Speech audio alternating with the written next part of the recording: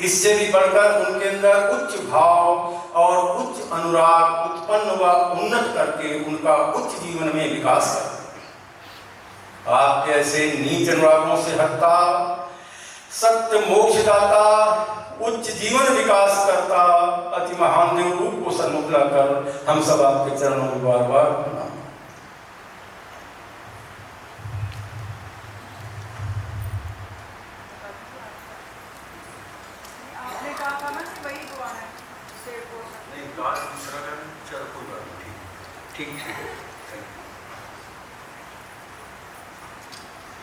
इस समय सबसे पहले हम जो उत्सव मनाने जा रहे हैं उसके लिए अपने इष्ट देव से, भगवान देवात्मा से प्रार्थना करेंगे। उसमें आप लोग भी सारा सहयोग करें। हे भगवान, आपने जो सत्य धर्म के संबंध में अति हितकर शिक्षा दी है वो मेरे जीवन में पूरी हो सके। जिन जिन उच्च बोधों के पैदा होने से मेरी आत्मा में विकास और मेरा मार्ग खुल सकता है, वो उच्च बोध मेरे अंदर जागृत हो सके। हे भगवान, मेरे अंदर जो उच्च बोधों के विकास में बाधक शक्तियां हैं वो सब नष्ट हो सके। हम बार बार ऐसी कामना करते हैं कि मेरा मनुष्य जीवन पाना सफल हो सके। हे भगवान, इस नश्वर संसार में बहुत से ऐसे सामान और सामान संबंधी और सामग्री है जो मुझे मेरे हित के मार्ग से भटका देते हैं। मेरे अंदर कितनी ऐसी शक्तियां हैं जो हित के मार्ग से उदासीन करके अहित को ओर ले जाती हैं। इनसे मेरी रक्षा हो सके, संसार के इन प्रतिकूल परिस्थितियों से बचने के लिए आपके देव प्रभाव हम सबको प्राप्त हो सके, उच्च भाव जागृत हो सके, विकसित हो सके और आपकी शरण में हमारा आना सफल हो सके। इस सत्संग में ऐसे प्रभाव मिल सकें कि हम अपना कुछ भला कर सकें, अपना कुछ भला कर सकें। इसके बाद इस सत्संग के विषय का 3 भागों में है। सबसे पहले तो आए हुए अतिथियों का स्वागत, फिर दूसरा उत्सव का महत्व और उत्सव से लाभ उठाने के नियम। तो जो सबसे पहला हिस्सा है उसमें हम सब यहाँ इस उत्सव को मनाने हुए आए और इस उत्सव को मनाने में मुख्य रूप से हम अपने अस्तित्व के महत्व का ज्ञान पाने के लिए आए। अपना अस्तित्व, शरीर और आत्मा दोनों के ज्ञान को पाने के लिए आए। इस उत्सव पर इसी विषय में ज्ञान प्रदान किया है। आप उसे सुने, उस पर चिंतन करें और उसका मनन करें, तभी आपको लाभ हो। क्योंकि इस विषय पर सुनने का अधिकार विश्व की इतनी बड़ी जनसंख्या में आप कुछ लोगों को मिला हुआ है। आप यहाँ जो आए हुए हैं महासौभाग्यवान हैं। शरीर के विषय में तो ज्ञान लोग जानना चाहते हैं, लेकिन आत्मा से प्रायः उदासीन है और आप आत्मा का ज्ञान प्राप्त करने के लिए यहाँ पर आए हुए हैं। इसलिए आप लोग विशेष हैं, आप सम्मान के योग्य। इसलिए मैं स्वयं तथा माननीय काउंसिल की तरफ से आप सबका स्वागत करता हूँ।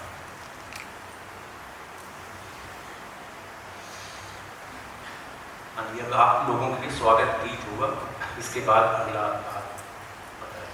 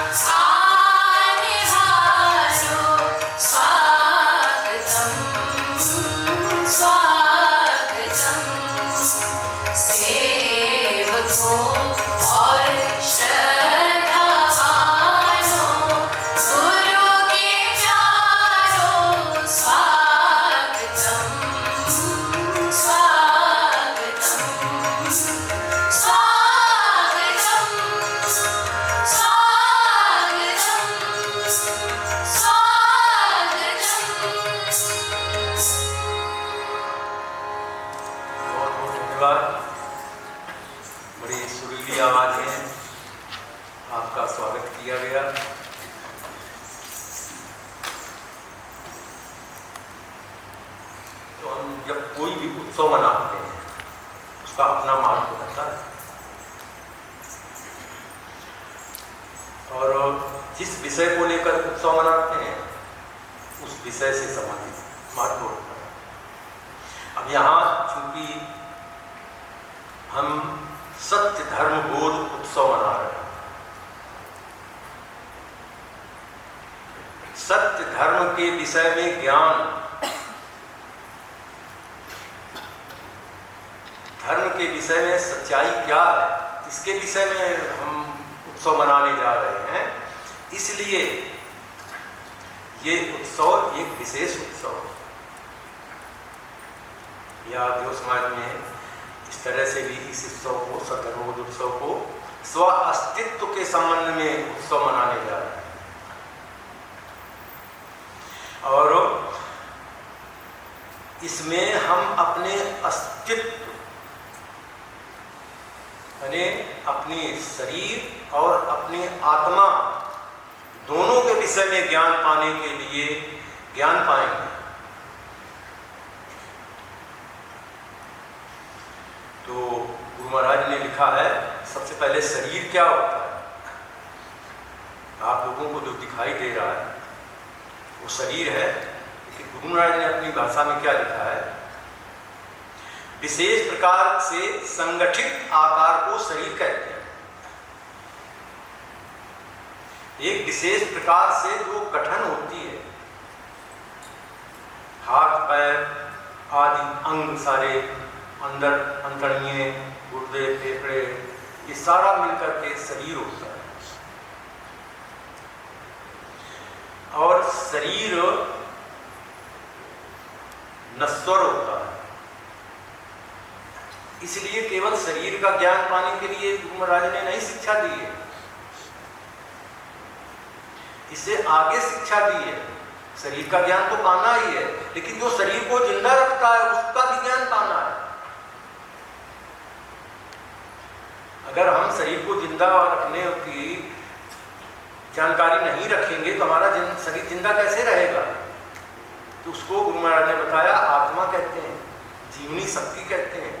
जब तक हमारे शरीर में जीवनी शक्ति है तभी तक हम जिंदा हैं। जीवनी शक्ति जैसे ही निकल जाती है हमारा शरीर बिल्कुल बेकार हो जाता है। जैसे जानते हैं सब, आगे के हवाले कर दिया जाता है, अपने अपने विचारों के अनुसार, अपने अपने संस्कारों के अनुसार जैसा वैसा करते हैं। तो आत्मा किसे कहते हैं, वो गुरु महाराज ने देवशास्त्री सरस्वती में लिखा है, कई प्रकार की शक्तियों से विशिष्ट सत्य में जीवित अस्तित्व जो हमें हमारे शरीर में वास करता है उसे आत्मा है। एक चीज नहीं है, कई प्रकार की शक्तियों से विशिष्ट, अनेक प्रकार की शक्तियां हैं, उनको मिल करके जो एक जीवनी शक्ति हमारे अंदर है उसको आत्मा कहते हैं। तो इसके विषय में हमें यहाँ ज्ञान पाना है, और इसको ज्ञान पाने के लिए अब दोनों का जैसे देखा जाए कि आत्मा और शरीर का आपस में बहुत घनिष्ठ संबंध होता है। आत्मा के बगैर शरीर जिंदा नहीं रह सकता है, और आत्मा के विषय में भी ऐसा है। आत्मा भी सत्यमय जीवित अस्तित्व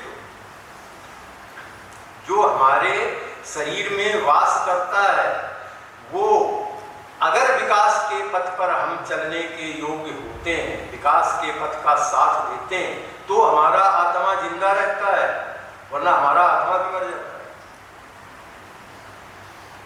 गुरु महाराज ने देवशास्त्र में लिखा भी है, 4 कारण लिखे जिनके कारण से आत्मा मर भी जाता है।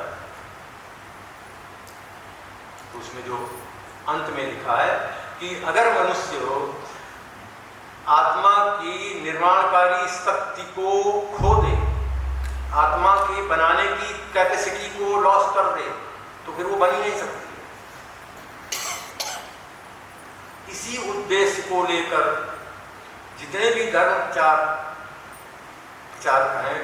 करते हैं वो सारे यही कहते हैं, अच्छे काम करो, नेक बनो, अच्छे कामों से तुम्हारी आत्मा का विकास होता है, सूक्ष्म से अच्छे बनते हैं, तुम्हारा आत्मा विकसित होगा और आगे से आगे विकसित होता चला जाएगा। और अगर ऐसा नहीं करोगे तुम्हारा आत्मा पतित होता जाएगा। और इसमें आत्मा के संबंध में गुरु महाराज ने 2 हिस्से के 0 पेज पर लिखा है, मनुष्य होकर जो जन अपने ही अस्तित्व का सत्य ज्ञान लाभ करने की कोई आकांक्षा नहीं रखता, उससे बढ़कर कृपा पात्र कौन हो सकता है। हम बहुत कृपा पात्र हैं, और वो ज्यादातर मुख्य रूप से जो अपने अस्तित्व का ज्ञान प्राप्त करने की कोई आकांक्षा नहीं रखते। तो आप बहुत बड़े सौभाग्यशाली हैं जो इस विषय का ज्ञान लाभ करने के लिए यहाँ इकट्ठे हुए हैं, और इस उत्सव में इसी का ज्ञान आपको दिया जाएगा। इसे और आगे महाराज ने मुद्देदेव जी विकास ग्रंथ लिखा, उसमें भी लिखा है, तुम्हारा अस्तित्व स्वप्न नहीं है किंतु सत्य है। इसके बनने और बिगड़ने के नियम अर्थात विकास और विनाश के नियम अटल हैं। अटल जिसको कहते हैं जो टल नहीं सकते हैं, निश्चित हैं। विकास के भी नियम निश्चित हैं, विनाश के भी नियम निश्चित हैं। शरीर के विकास के भी नियम निश्चित हैं और आत्मा के विकास के नियम भी निश्चित हैं। जिन नियमों के आधार पर आप अपना कार्य करेंगे, जिन नियमों के आधार पर चलकर अपना जीवन यापन करेंगे, वैसा ही जीवन बनेगा। इसमें और आगे गुरु महाराज ने लिखा है, विकासकारी और विनाशकारी गतियां भी सत्य हैं, लेकिन विनाशकारी गतियों के अधीन रहकर जैसे तुम अपने अस्तित्व की रक्षा नहीं कर सकते, वैसे ही अपने जैसे किसी और अस्तित्व की भी रक्षा नहीं कर सकते। अगर विनाशकारी गतियों के अधीन चलेंगे तो आप अपने अस्तित्व माने शरीर और आत्मा दोनों की रक्षा नहीं कर सकते। तो जब हम कुछ नहीं कर सकते हैं तो दूसरों को क्या करें? तो हम दूसरों के लिए भी कुछ नहीं कर सकते। पहले तो भजन बिगाया जाता है जो समाज में, आप बचो औरों को बचाओ। जिस चीज से हम बचे हुए होते हैं, जिसका ज्ञान हमें बहुत अच्छी तरह से होता है, जिस जीवन को, जिस ज्ञान को लाभ करके हमारा विकास होता है, वही हम दूसरों को बताते हैं कि भी ऐसा कर लो, इससे तुमको लाभ होगा। जब तक हमारे प्रैक्टिस में कोई चीज नहीं होती है तब तक हम दूसरों को ज्ञान नहीं दे सकते। और ज्ञान बांटने के लिए तो सबके पास ज्ञान, कोई भी ऐसा नहीं जिसके पास ज्ञान हो। मेडिकल साइंस का ज्ञान तो इतना है, किसी को भी जुकाम हो जाए 10 आदमी मिलेंगे, 10 बता देंगे ये खा लो, ये खा लो, ऐसा कर लो, ये कर लो। वो कैसे बताते हैं? अपने अनुभव के आधार पर बताते हैं।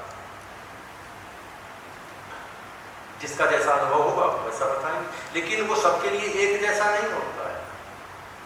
दवाई भी मनुष्य के खून पर निर्भर करती है, उसकी संरचना पर निर्भर करती है। लेकिन होते हैं ज्ञान बांटने वाले, ज्ञान बांटा करते हैं। तो गुरु महाराज ने जो ज्ञान दिया है वो बता रहे हैं कि तुम विनाशकारी गतियों के अधीन रहकर रक्षा अपनी नहीं कर सकते, और हित और अहित के सच्चे विवेक के बिना अपने अस्तित्व की रक्षा करने की आकांक्षा भी नहीं रख सकते।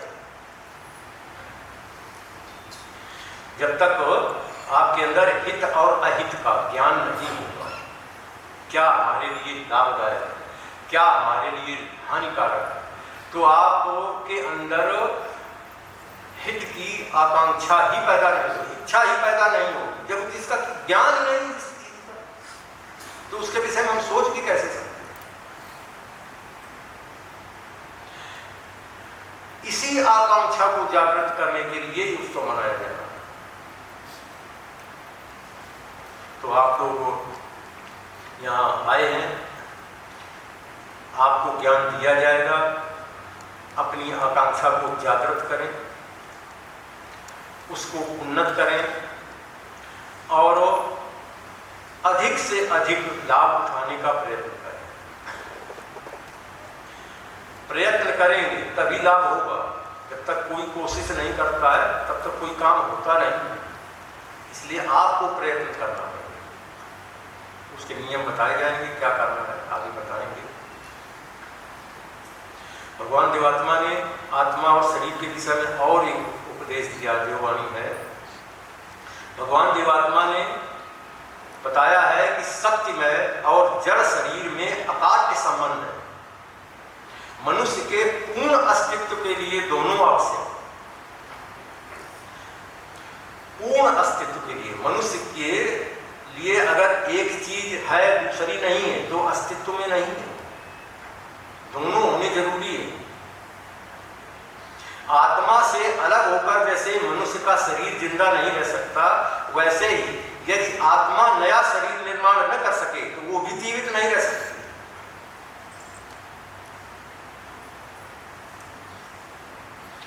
इसलिए अगर हम शरीर और आत्मा दोनों को जिंदा रखना चाहते हैं तो हमें उन नियमों का पालन करना पड़ेगा। क्योंकि विश्व में हर काम, हर क्रिया, हर गति नियमों के आधार पर होती है और वो नियम इस सत्संग में बताए जाएंगे, इस उत्सव में बताए जाएंगे। ये उत्सव का महत्व है, इसमें बताए जाएंगे। उनका अनुकरण करें, अनुपालन करें, अपने जीवन में उतारें। जितनी जिसकी योग्यता है, जितनी जिसकी क्षमता है। योग्यता और क्षमता दोनों अलग अलग होती है। योग्यता है लेकिन क्षमता नहीं होती। लेकिन योग्यता और क्षमता के अनुसार अपना इसका ज्ञान प्राप्त करें और इसको आगे बढ़ाएं। और जो समझ में आ जाए कि ये हमारे लिए हितकर है, उसको अगर पालन करने लगेंगे तो हमारा अवश्य हित होगा। जो हमारे लिए अहितकर है उससे हम अगर दूर हट जाएंगे, उसको नहीं अपनाएंगे, उससे हम दूर भागेंगे तो हमारा निश्चित हित होगा। इसलिए वैसे तो एक ये कहावत प्रसिद्ध है कि कोई भी चीज़ अगर हमें फ्री में मिल जाती है, बिना कीमत के मिल जाती है, तो उसकी कीमत हम नहीं समझते, उसकी इज्जत नहीं करते। और हमारा शरीर और आत्मा दोनों चूंकि फ्री में मिल गए, इसलिए हमें इसकी कोई परवाह नहीं। जो चीज बहुत मेहनत से मिलती, बहुत परिश्रम से मिलती है, उसकी लोग इज्जत करते हैं, उसकी कदर करते हैं। जबकि जो हमारा मुख्य चीज है उसकी भी कदर करनी चाहिए। अगर हम कदर करते रहेंगे तो किसी चीज की भी अगर हम कदर करेंगे तो उससे हमारा भी कदर वो करेगा। घर में देख लें या कहीं भी देख लें या व्यवहार में देख लें कि जिसकी इज्जत हम करते हैं वो हमारी इज्जत करेगा। किसी की हम बेइज्जती करते रहे वो हमारी इज्जत करता रहे। बहुत कम लोग होते हैं, मुश्किल से 1-2% लोग होते हैं ऐसे भी, ऐसा नहीं कि इसका अभाव, लेकिन बहुत कम लोग। इसलिए हमें हर कदम पर ये सोच कर चलना है कि क्या हमारे लिए हितकर है, क्या अहितकर है, जो इस उत्सव में बताया जाएगा। बहुत कुछ बताया जाएगा, लेकिन फिर भी जो कुछ रह जाए तो भगवान देवात्मा ने ग्रंथ अपने दिए हैं, महान ग्रंथ दिए हैं। उन्हें देवशास्त्र तीसरा हिस्सा इसका अध्ययन करें, आपको समझ में आ जाएगा। रोज रोज पढ़ें। प्राइमरी में स्टूडेंट छात्र जाते हैं, उनको कुछ नहीं आता है, लेकिन रोज रोज पढ़ने से उनके दिमाग में आ जाता है, वो सब सीख जाते हैं। एक बार ऐसा ही हमको भी थोड़ा सा, जब हम अगले क्लास में गए तो प्राइमरी के विषय में अध्यापकों में जैसा उनका सिस्टम है उसके विषय में कह दिया कि ये रोज रोज क्यों याद कराते हैं। जब पढ़ते थे तो शाम को जब पढ़ाई की हो जाती थी करीब करीब, तो सब बच्चे एक लाइन में खड़े करते थे। एक लड़का अलग खड़ा होता था, वो आगे बोलता था, पीछे पीछे सब उसके बोलते रहे। उसके विषय का ये प्रथा ठीक नहीं। तो आपका क्या विचार है? मैंने कहा ये प्रथा जिस समय बनाई गई थी उस समय गुरुकुल से शिक्षा का आगे ये विकास हुआ था, तो गुरुकुल में कोई किताब नहीं होती, कोई पेंसिल कागज पेन कतई कुछ नहीं होते थे, और सब बच्चों को पूरा मुंजवानी सारा याद होता। आप लोगों ने शायद देखा हो, वेद ग्रंथ होते हैं, वेद पुराण बड़े मोटे मोटे बहुत बड़े बड़े पेज के हैं, सारा मुंजवानी याद होता है। वो भागवत कथा कहते हैं।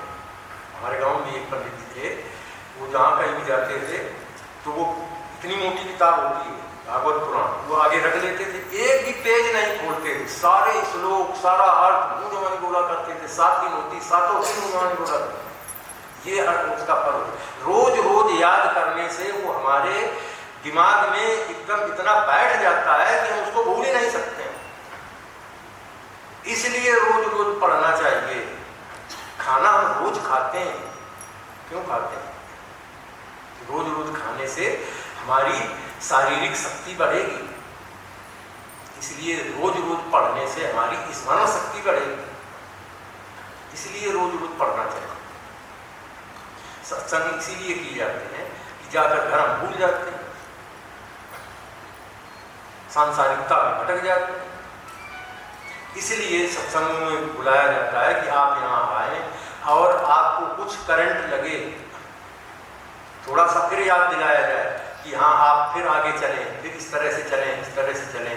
इसीलिए सत्संग रखे जाते हैं, और इस सत्संग में आपको सारा बताया जाएगा, वो आप सुने और इससे पतनकारी कार्यों से बचें। अब मुख्य रूप से पतनकारी कार्य होते कौन कौन, ये थोड़ा सा हम विचार करेंगे। तो एक तो कारण ये है कि हम गलतियां सभी करते हैं, कोई मनुष्य ऐसा नहीं जो गलतियां करता, लेकिन अपनी की हुई गलती को अगर हम मान लें, ऐसे तो मनुष्य मानता नहीं, उसके लिए प्रतिज्ञा करनी पड़ती है। हम प्रतिज्ञा कर लें कि हम ऐसा नहीं करेंगे, तो हम उस गलती से बच सकते हैं। लेकिन हम प्रतिज्ञा करके भी उसको नहीं मानते हैं, इसलिए हम पतन की ओर चले जाते हैं, इसलिए हमारा पतन होता है। बहुत लोग कई बार प्रतिज्ञा करते हैं लेकिन नहीं पूरा करते। वो हमारी मजबूरी है, हमारी गठन की मजबूरी है, हमारे स्वभाव की मजबूरी है। ये स्कूलों में पिछले दिनों वो बायोमेट्रिक अटेंडेंस लगाई, कार्यालयों स्कूल में और ऑफिसों में भी लगाएगी। आप आए अंगूठा लगाएंगे तो उस टाइम आ जाएगा सारा, क्यों लगाया गया? हम आने के आदि हैं, समय पर आते, दोपहर को भी अटेंडेंस होती है। 1-2 बार तो यहाँ घूमते थे गेट पर, वो गेट कीपर जो होते हैं वो आया 6:25 पर आया, और वहीं हम खड़े थे, बाई चांस घूमते थे, वहीं खड़े थे, तो उसने डेट डाली और हमने उसको झाँक कर देखा, उसने देखा 6:05 पर आया 6:25 पर, लिख दिया 6:05 पर आया। क्यों लिख दिया? मैंने कहा क्यों लिख दिया? 6:25 लिखो, कौन सी तुम्हारे ऊपर सजा पूरी जा रही है, लेकिन स्वभाव है ऐसा, क्या करें? एक नियम है, नियम के अनुसार हम चलना ही नहीं चाहते।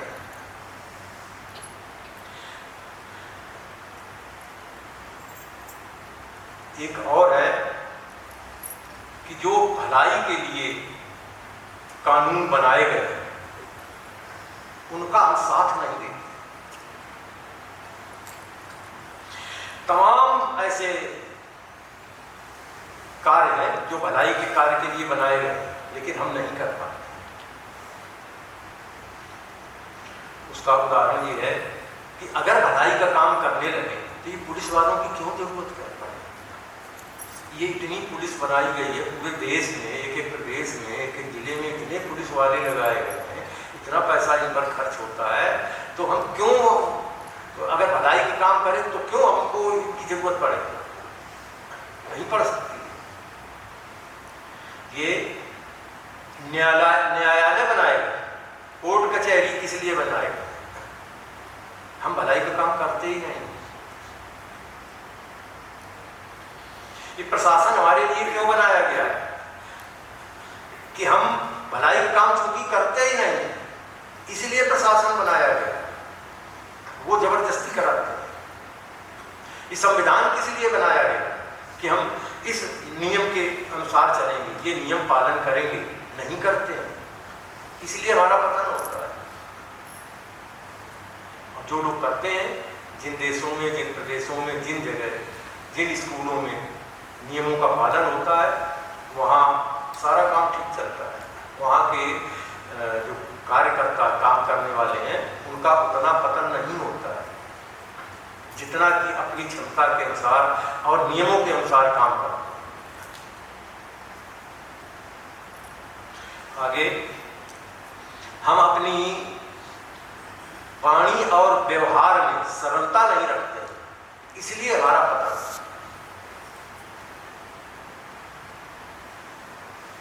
कहते हैं ना कि दोहे प्रेमदास ये आदि उन्होंने बनाए हैं, ऐसी वाणी बोलिए मन का आपा खोए, औरन को शीतल करे, आपहुं शीतल हो। आपा माने होता है दुख।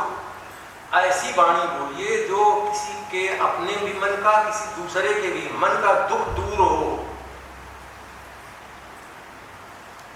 आप भी उसमें शीतलता मिलेगी, दूसरे को भी ठंडक मिले, शांति मिलेगी। लेकिन जब हम बोलते हैं तो कैसे बोलते हैं वो आप सब जानते हैं, कैसे बोलते हैं। जरा सा कुछ कह दिया गया या हमारी इच्छाओं के विपरीत कुछ कह दिया गया या हमारी इच्छा को पूरा न किया गया, बस देखो कितना सरल बोलते हैं। और उससे क्या होता है, हमारी आत्मा का पतन होता है। हमको पता, शारीरिक पतन भी होता है। ये मेडिकल साइंस बताती है कि जितना ही ज्यादा हम क्रोधित होते हैं, जितना हम ज्यादा गुस्से में होते हैं, उतने अधिक नर्वस सेल जलते हैं, और नर्वस सेल जलते हैं तो हमारा खून जलता है। वैसे भी जब कोई चीज खौलने लगती है तो क्या होता है, जलता है। तो जब खून खौलने लगेगा तो क्या होगा, जलेगा।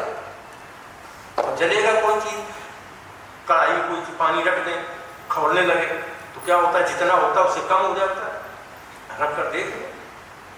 इसी तरह से हमारे शरीर में जितना खून होता है वो कम हो जाता है।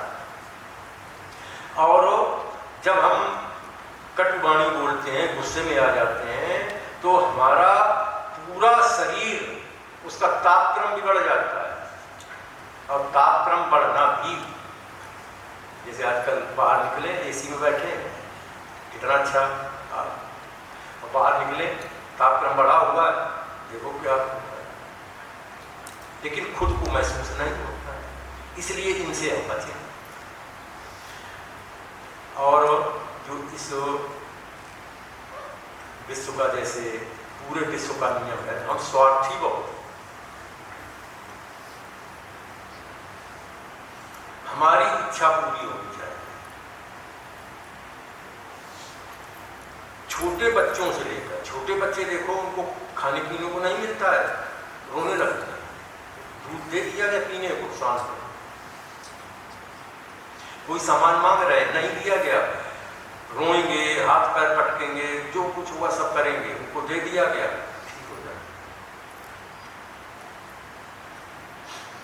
और उन्हीं घटनाओं को लेकर के जब हम बड़े होते चले जाते हैं तो हम स्वार्थी बन जाते हैं, केवल अपने लिए जिंदा रहते हैं। और अपने लिए अगर कोई जिंदा रहता है तो वो नीति शिक्षा में बताया गया है, परहित सरिस धर्म नहीं भाई। दूसरों का हित करने के समान कोई धर्म नहीं है। और अगर दूसरों का हित नहीं करते तो आप धर्म नहीं करते हैं, धर्म करते हैं। इसलिए स्वार्थी नहीं बनना है। हमें ये भी याद रखना है कि हम तो हैं, उसका तो ज्ञान होना जरूरी है, लेकिन हमारे अलावा और भी हैं, दूसरों का भी ख्याल रखेंगे तो हम बिल्कुल ठीक अपने रास्ते पर चलते रहेंगे।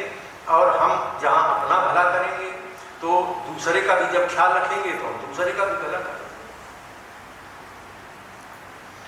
इससे बहुत ऊंची मंजिल होती है परोपकार। छोटी छोटी घटनाओं से जब हम सीखेंगे तभी आगे बड़ी चीज हम सीख पाएंगे। छोटा छोटा काम चोरी करना धीरे धीरे घरों से लोग सीखते हैं, बच्चे सीख जाते हैं, फिर आगे के तभी वो चोरी लगती है। गालियाँ देना घर से सीखते, थोड़ी थोड़ी गालियाँ देते हैं, फिर उनकी हिम्मत बढ़ जाती है, फिर आगे चल के चाल ऐसे चलता है। इसलिए जब छोटा ही काम बंद कर देंगे तो आगे चल के बड़ा होगा। दूसरा और नियम है जिससे हमारा पतन होता है, हम दूसरों की बुराई बहुत करते हैं। ये मनुष्य के स्वभाव में। और बुराई में एक और रूप होता है, जब हम किसी की बुराई करते हैं उसकी खिल्ली बहुत उड़ाते हैं, उसका मजाक उड़ाते हैं और उससे नीच घृणा की उत्पत्ति होती है। और नीच घृणा की जब उत्पत्ति होती है तो हम इतने पतित तो हो जाते हैं जितना हम सोच भी नहीं सकते। हालांकि कभी कभी दूसरों की बुराई करने में हम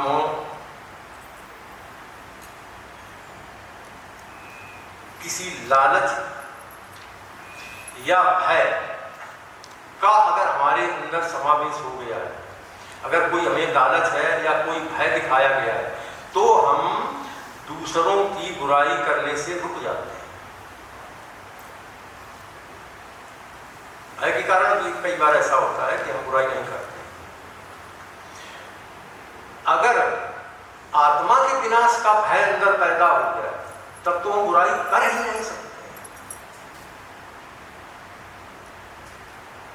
लेकिन आत्मा के विकृत होने का, आत्मा के विनाश होने का भय मनुष्य के अंदर होता ही नहीं है, वो दिखाई ही नहीं देता है, इसलिए हम किया करते हैं और अपना नुकसान किया करते हैं। और ये अगर नुकसान करते रहेंगे तो क्या होगा? उच्च जीवन प्राप्त नहीं कर पाएंगे। जब पतन की ओर जाएंगे तो हम उत्थान की ओर कैसे जाएंगे? हमारा पतन होगा। मैंने हम उच्च भावों की तरफ जाएंगे ही नहीं, जबकि उच्च भाव अगर किसी के अंदर नहीं है तो वो मनुष्य धर्मवान हो ही नहीं सकता। ये कंपलसरी है। जिसके अंदर भी उच्च भाव नहीं है वो धर्मवान हो ही नहीं सकता है। तो धर्मवान बनने के लिए हमें उच्च भाव पैदा करना चाहिए। कई बार उच्च भाव ऐसे भी होते हैं जिनसे हमारा पतन भी होगा। गुरु महाराज ने लिखा, सभाओं में आपको बताया जाता है कि सात्विक भाव भी मनुष्य को धर्म के मार्ग पर नहीं ले जाते हैं, कई बार गलत रास्ते पर ले जाते हैं।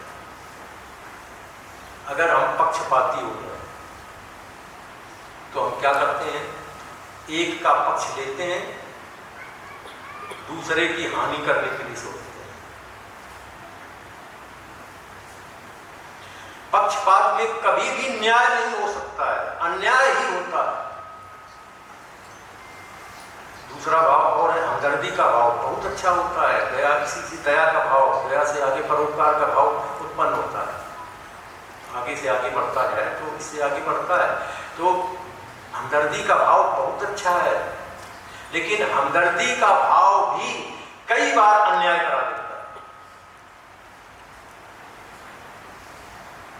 हमदर्दी में हम गलत हैं। तो उच्च भाव भी बड़े सोच करके कौन से उच्च भाव हैं जो हमको डगमगाने से रोक देंगे, हमारे जीवन की नैया को आगे बढ़ाएंगे, पतवार को ठीक चलाएंगे, वो इस उत्सव में बताया गया।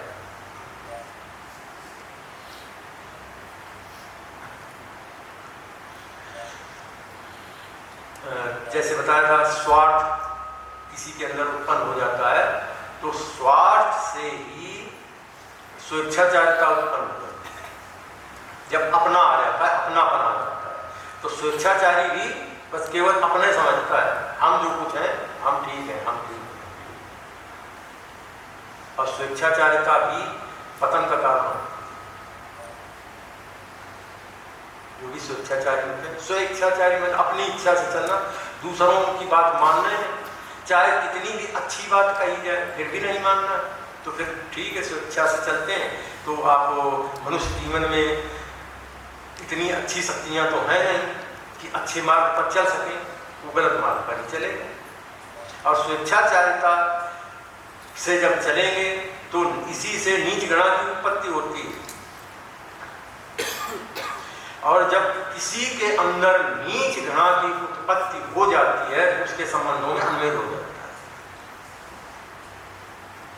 जब हम किसी से घृणा करेंगे तो हम उसके साथ मेल में कैसे रह सकते हैं? और जबकि गुरु महाराज ने शिक्षा दी है, पूरा देवशास्त्र लिखा है, संबंधों में मिलकर रहना चाहिए, इसी में भलाई है, यही धर्म का जीवन है। तो जब हम अनमेल में हो जाएंगे तो फिर क्या होगा? किसी से हमारा अगर अनमेल हो गया, कोई भी करके दे, फिर हम उसकी बुराई करेंगे। किसी से किसी का अनमेल हो, उसकी अच्छाई बता ही नहीं सकता, उसके श्रद्धा भाव का नाश हो जाए। जबकि उच्च भावों के लिए श्रद्धा भाव बहुत जरूरी है, गुणों को देखना चाहिए, नहीं देख पाते क्योंकि हम आगे ऐसे चलते जाते हैं और ये सारे भाव हमारे बचपन से ही जागृत हो जाते हैं। जैसे ही हमारी मानसिक शक्तियाँ थोड़ा सा विकसित होती जाती हैं, हमारे अंदर ये भाव जागृत होते चले जाते हैं और हम वैसे तो मानसिक शक्तियों का भी काफ़ी रोल हमारे जीवन में होता है। जैसे हम कॉलेज में जाते हैं, स्कूल कॉलेज में जाते हैं, तो वहाँ हमारी मानसिक शक्तियों का विकास किया जाता है और मानसिक शक्तियाँ विकास करके हम बहुत कुछ ज्ञान लाभ कर सकते हैं और ज्ञान लाभ करते भी। लेकिन उच्च जीवन के विषय, आत्मा के विकास और विनाश के विषय, ये ज्ञान केवल भगवान देवात्मा देते हैं। शरीर के विकास और विनाश के विषय में अनेक डॉक्टर भी हैं, अस्पताल भी हैं, बहुत चीजें हैं, लेकिन इसके लिए आत्मा के मोक्ष और विकास के लिए केवल भगवान देवात्मा ने शिक्षा दी है, जो इस उत्सव में बताई गई। उससे आप लाभ उठाएं, जितना जैसी जिसकी योग्यता होगी उतना कर पाएगा। और हम कर क्यों नहीं पाते हैं? इसका एक कारण है, मनुष्य में इतनी शक्ति नहीं है कि वो प्रतिकूल वातावरण में भी अपना विकास कर सके, इतनी क्षमता है ही नहीं। और हमारे सामने सारा ही प्रतिकूल वातावरण है, तो इसके लिए केवल और केवल यही साधन है कि लगातार देव प्रभाव में रहें, देव समाज से जुड़े रहें, देव समाज की शिक्षा का ज्ञान प्राप्त करें, देव प्रभावों को लाभ करके हितकर बातों को अपनाएं और अच्छाई की तरफ चलें, तो हम आगे बढ़ सकते हैं, वरना नहीं बढ़ सकते। लेकिन गुरु महाराज ने जैसा बताया, मनुष्य सुख अनुरागी, मनुष्य सुख अनुरागी है, इसलिए वो जहां उसको सुख मिलेगा, वो चाहे कितनी भी अहितकर गति हो, उसी की ओर भागता है, उससे आदमी इधर उधर जा ही नहीं सकता।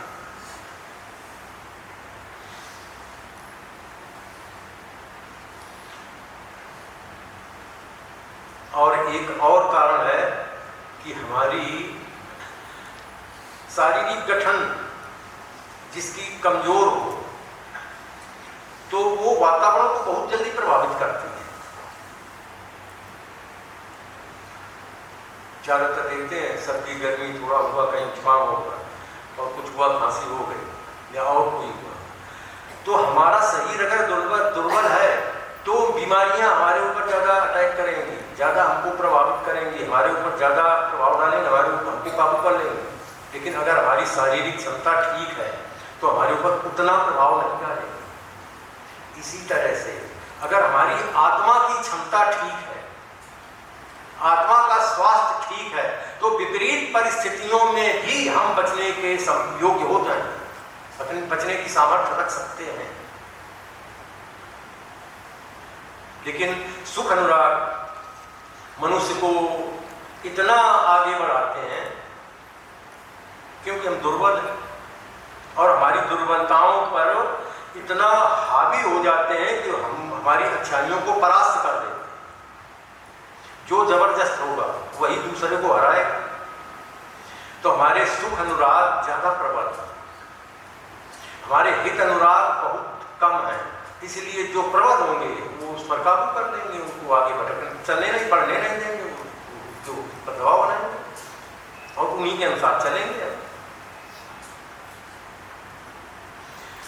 यहाँ तक कि हम इतने दुर्बल हैं, कई बार हम देव समाज में रहकर देव समाज की शिक्षा को पाकर देव प्रभावों को न पाकर, देव समाज में रहकर देव समाज की शिक्षा को पाकर और देव प्रभावों को न पाकर हम दुर्बल हो जाते हैं और हम मुख्य धारा से अलग हो जाते हैं, देव समाज से ही दूर चले जाते हैं। लेकिन इन पतनकारी गतियों से तभी हम बच सकते हैं जब हमारे नीच सुख अनुरागों से हम दूर हों, और नीच सुख अनुरागों से हम दूर नहीं हैं, हम उनमें बंधे हुए हैं। पिछले दिनों भी थोड़ा सा ऐसा हमको अवसर मिला था कि आप लोगों के बीच में बात करने का, तो उसमें बताया था हमने कि नीच अनुराग बहुत नाच नचाते हैं, नीच अनुराग अपना दास बना लेते हैं। अब जब कोई भी मनुष्य नीच अनुरागों का दास बन जाता है तो वो दास का अर्थ ये था, बताया था, अपने मालिक का कहना करेगा, जो मालिक करेगा वही करेगा। और जब हम किसी नीच अनुराग के साथ बहुत ज्यादा बंध जाते हैं, तो जैसे पशु किसी खूंटे से मजबूत बांध दिया जाता है तो उसी के आसपास घूमेगा, वहीं चक्कर लगाएगा, इधर उधर जा ही नहीं सकता, हम उससे बाहर निकल ही नहीं सकते हैं। चिंताएं भी सारी वही करेंगे, क्रियाएं भी वही करेंगे, सारा उसी में चलेगा। तो ये घटना हमको याद आ रही है, एक बार बताई थी, 16 ने बताया था कि जब कोई किसी भी नीच अनुराग से बंधा हो तो वो बोलता भी वही है जो उसके अंदर नीच, जो अनुराग होता है, जो अनुराग होगा वही बोलेगा। तो घटना ये बताई थी, एक स्टूडेंट था, टीचर ने उससे पूछ दिया, पढ़ाई में अंतिम साल था उसका, तो टीचर ने उससे पूछा कि भाई तुम पढ़ लिख जाओगे, आप कुछ आगे बड़े हो जाओगे, तो बड़े होकर क्या करोगे? तो आप नीच अनुराग देखना क्या बोलते हैं। वो कहता बड़े होकर शादी करेंगे। फिर उन्होंने कहा कि नहीं, मतलब ये है कि तुम क्या बनोगे?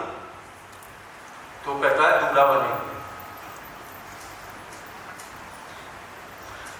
फिर उसने पूछा टीचर ने कि तुम्हारे माता पिता की क्या इच्छा है? तो कहता उनकी इच्छा है मैं शादी करूँ। फिर और आगे टीचर ने घुमा के पूछा, अब कितना भी घुमाओ निकलेगा तो वही जो है।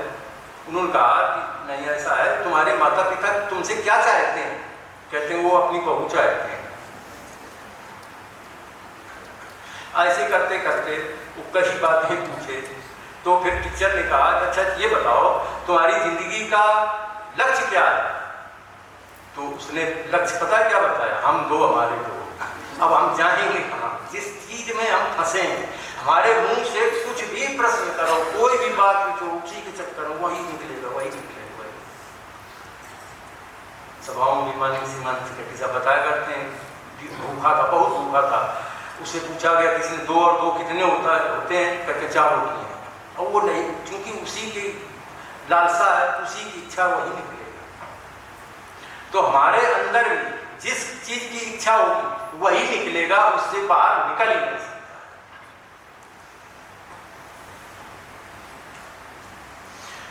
और जब हम नीचे अनुरागों में फंस जाते हैं, और बताया जैसे कि देव समाज में आकर भी हम पतित होते रहते हैं। क्यों होते हैं? उसके भी कुछ नियम है, कुछ कारण है। उनमें कुछ थोड़े से जो हमारी समझ में आए थे वो हमने थोड़ा लिख के रखे हैं। सबसे पहला तो गुरु महाराज जब अपनी सेवकी में ग्रहण करते हैं तो हमसे प्रतिज्ञाएं करते हैं। हम प्रतिज्ञाएं करते हैं, लेकिन वो प्रतिज्ञाएं हमारी मजबूरी टूट जाती हैं, और उन प्रतिज्ञाओं को टूटने का हम समाज को पता भी नहीं देते, अपनी गठन को पता भी नहीं देते। इससे हम समाज से दूर होते चले जाते। कोई व्यक्ति जब अपनी प्रतिज्ञाएं अगर टूटी है उसको छिपाए फिरेगा, कोई भी मर्ज है, कोई भी रोग अगर पैदा हो गया और उसको हम छिपाए फिरेंगे, डॉक्टर को बताएंगे नहीं तो उसका इलाज नहीं हो सकता। इसलिए बताना चाहिए। और आगे लिखा इसमें, अगर बताया भी जाए तो दंड लेने के कारण हम घबरा जाते हैं, इसके लिए हमको दंड मिलेगा। जबकि जो समाज की शिक्षा है कि अगर गलती हो जाती है, गलती सभी से होती है, उसका परिशोध कर लो, जो दंड दिया जाए वो दंड स्वीकार कर लो, तो वो दंड भी नहीं लेते। और आगे, अपना नियत दान समय पर जमा नहीं करते, इस कारण से भी जो समाज से दूर हो जाए। और जो कई वर्षों से अपना नियत दान समय पर जमा नहीं कर रहा है, इसके माने देव समाज से कोई लगाव नहीं है। घर के तो सारे खर्चे याद रहते हैं कि अब ये करना है, वो करना है, और देव समाज में प्रतिज्ञा है कि पहली श्रेणी में प्रतिज्ञा है कि मैं अपने नियत दान को जल्दी से जल्दी उसी वर्ष जमा करूंगा। अगर उसी वर्ष के अंदर नहीं जमा करते, आपकी प्रतिज्ञा टूट गई, नहीं करते, या दान का वादा कर लेते, दान ही समय पर नहीं देते, या किस्तों में देते हैं कि वो 5,000 आप जमा कर लो, 5,000 हम फिर दे देंगे, 10,000 हम फिर दे देंगे, किस्तों में देते हैं। अरे घर में कोई खर्चा आता है तो उसमें बच्चों को भी किस्तों में फीस जमा करते हैं क्या? पत्नी का खर्चा आता है वो भी किस्तों में देते हैं कि नहीं अभी ये ले लो, अभी वो ले लो, करेंगे? ऐसा तो नहीं करते। अगर हम ऐसा करते हैं तो हम देव समाज के लिए, देव समाज से हम हट रहे हैं। देव समाज की सभाओं में जिन जिन में शामिल होना आवश्यक है उसमें शामिल नहीं हो। आवश्यक गुरु माने का कुछ सत्संग ऐसे हैं जिनमें आवश्यक है हमारा सम्मिलित होना, लेकिन नहीं आते या देरी से आते हैं, या मौसम में भी जैसे बताया जाता है सत्संग समाप्त होने से पहले ही निकल जाते हैं। जबकि नियम है कि भाव प्रकाश की सभा के अंत तक रुकना है, भाव प्रकाश करके जाना है। बड़ा पहले से प्रसारित किया जाता है, प्रचारित किया जाता है, बड़ा प्रार्थना भी की जाती है कि आप लोग भाव प्रकाश करके ही जाएं। तो जब भाव हो तब तो प्रकाश करेंगे। जब भाव बनते ही नहीं तो प्रकाश क्या करेगा?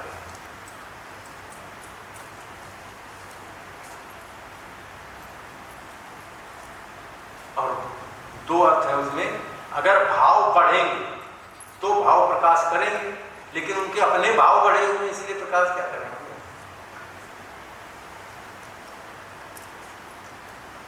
इससे और आगे, देव समाज की प्रबंध विषयक आज्ञाओं का उचित रूप से पालन नहीं करते। हर संस्था में, हर कार्यालय में, हर घर में एक नियम होता है कि इस नियम से सबको रहना है।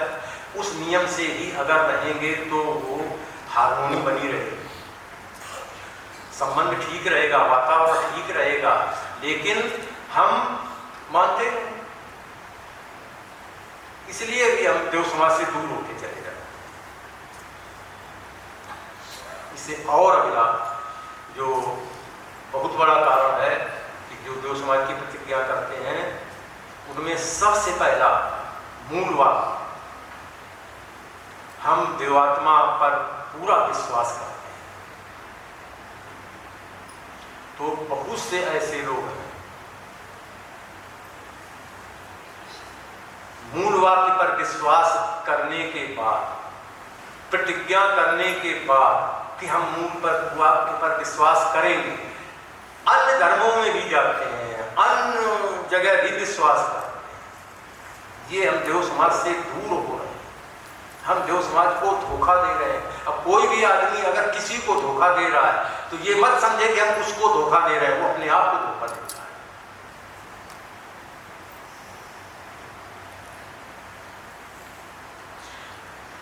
अगला एक और कारण है कि हम सामाजिक जनों से दूरी बना लेते हैं।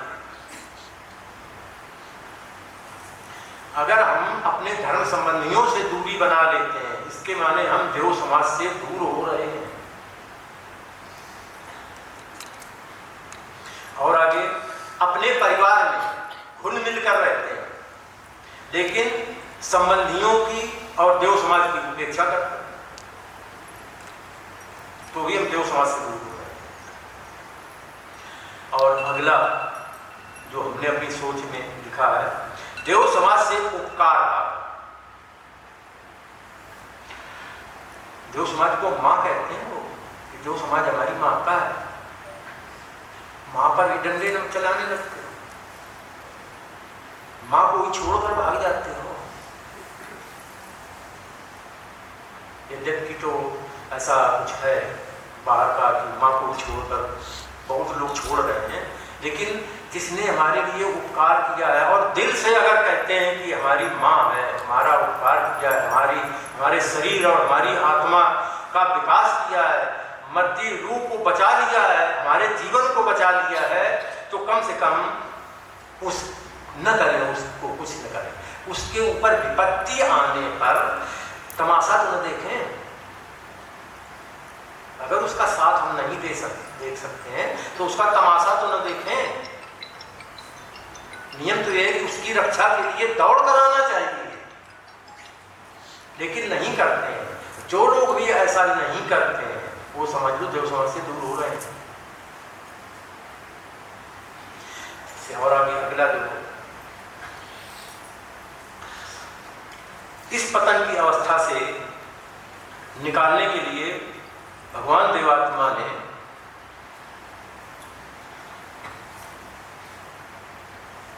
जो हमको रास्ता दिखाया है वो बहुत ही अच्छा रास्ता है और आत्मा के विकास के लिए और हमारे शरीर के लिए बहुत अच्छा है। अब हम इसमें थोड़ा सा बताएंगे सत्संग से लाभ उठाने के नियम क्या है। यहाँ पर स्व अस्तित्व के संबंध में ज्ञान देने के लिए है। जैसा बताया, स्व अस्तित्व माने शरीर और आत्मा। तो मानसिक तौर पर शरीर और आत्मा दोनों को ज्ञान के लिए काफी कुछ साधन उपलब्ध कराए गए, बहुत कुछ साधन उपलब्ध कराए गए। लेकिन कई बार ऐसा होता है कि हमको पता तो चल जाता है कि हमारे अंदर बीमारी है, लेकिन हम उपचार नहीं कराना चाहते हैं, उसका इलाज नहीं कराते, और वो बीमारी धीरे धीरे बढ़ती जाती है, और फिर बाद में कहते हैं, उर्दू का शब्द है ला इलाज, ला उपसर्ग है, ला इलाज नहीं है, कोई इलाज नहीं होता है, हमारा शरीर नष्ट हो जाता है। वैसे शरीर के लिए ये तो जैसा सभी जानते हैं, हमारे शरीर में कोई दिक्कत अगर आती है, शरीर में कोई बीमारी आती है, हमें दिखाई देती है, हमें तुरंत पता चल जाता है। शरीर के अंदर भी अगर कोई बीमारी है तो कई बार जो हमको नहीं पता चलता है, उसके लिए ऐसी मशीनें बनाई गई हैं, जैसे एक्सरे मशीन बनाई गई है, ईसीजी करते हैं, अल्ट्रासाउंड करते हैं, ये पेट स्कैन करते हैं, वायरसी करते हैं, या ऐसे कई चीजें हैं जिनकी कैसे जानते हैं, एक्सरा कैसे होता है, किरणों को डालते हैं, अल्ट्रासाउंड कैसे होता है, किरणों को डालते हैं, बाहर से किरणों को डालते हैं तो हमें अंदर का पता चल जाता है कि अंदर क्या बीमारी है। इसी तरह से भगवान देवात्मा की किरणें इस सत्संग में, इस उत्सव में पड़ेंगी, और उन किरणों से आपके आत्मा के अंदर क्या खराबी है इसका पता चलेगा। अब उपचार आपके हाथ में कराना चाहते हैं कि नहीं कराना चाहते। बहुत से लोग होते हैं क्या थोड़े दिन है, चलो ठीक है, बहुत से ऐसा भी कह रहे थे खाते पीते मरेंगे, तो यही लोग सोचते हैं कि चलो भाई ठीक है, हमारे अंदर बीमारी है, चलो ठीक है, चल रहा है। तो इससे हम, अगर हमको पता चल जाएगा तो हम निश्चित तौर पर उस बीमारी से अगर निकलना चाहेंगे तो निकल जाएंगे। और सत्संग में मुख्य रूप से जो है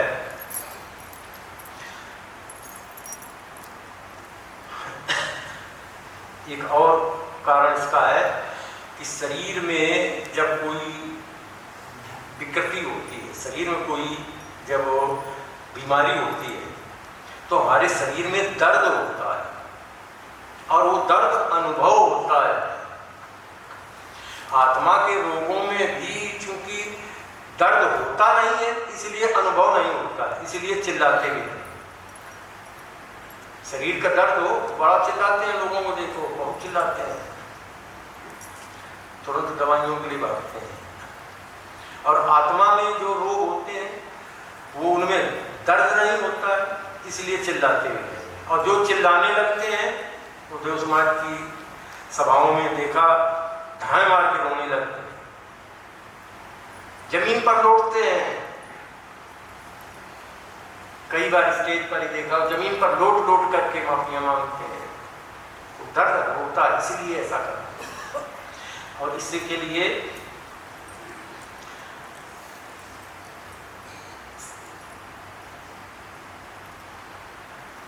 सबसे मुख्य जो है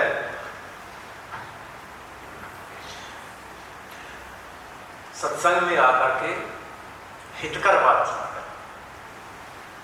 हितकर माने जो होता है जिससे हित हो, भला हो, कहने वाले का भी भला हो, सुनने वाले का। लेकिन हम करते क्या है, हम निंदा करते हैं, जैसा कि हमारा स्वभाव है। और निंदा करने से क्या होता है, दोनों का भला नहीं होता है। और एक और इसमें है,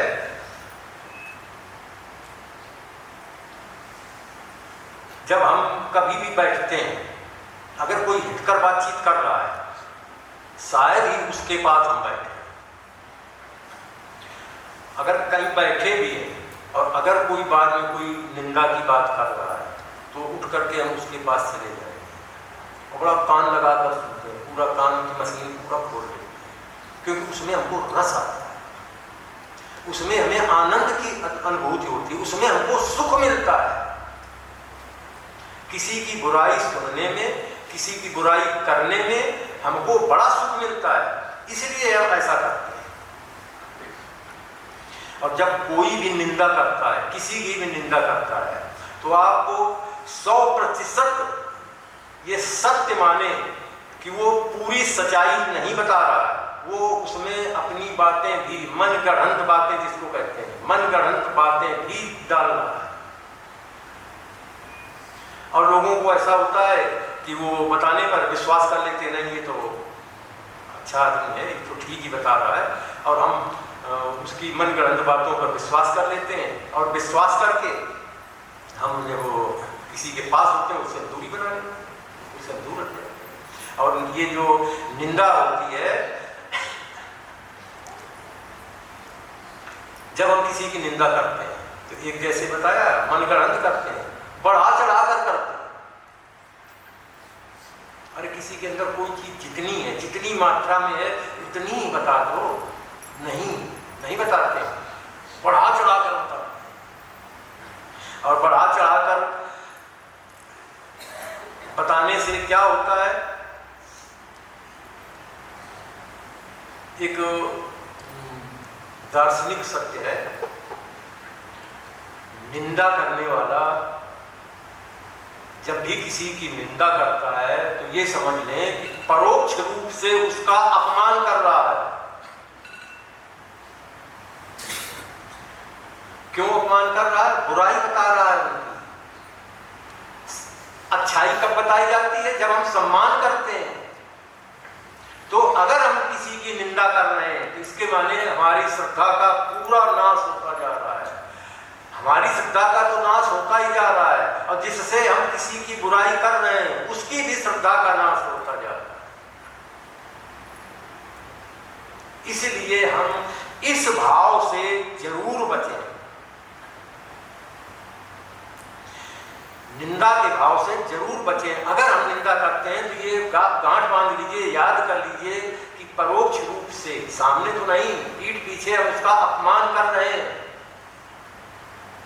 और अब किसी का भी अपमान करना, ये अगर किसी जीवन का उद्देश्य ही बन गया है तो नहीं कह सकते हैं, लेकिन अगर हम किसी का अपमान करना शुरू कर दिए तो हमारा उसके साथ संबंध स्थिर नहीं रहेगा, संबंध उससे बिगड़ जाएगा, उससे दूरी पैदा हो जाएगी, हम उसके साथ रह ही नहीं सकते हैं। तो गुरु महाराज की जो संबंधों की शिक्षा है वो उसका अर्थ ही गलत है, उस शिक्षा को कतई नहीं अपना सकते।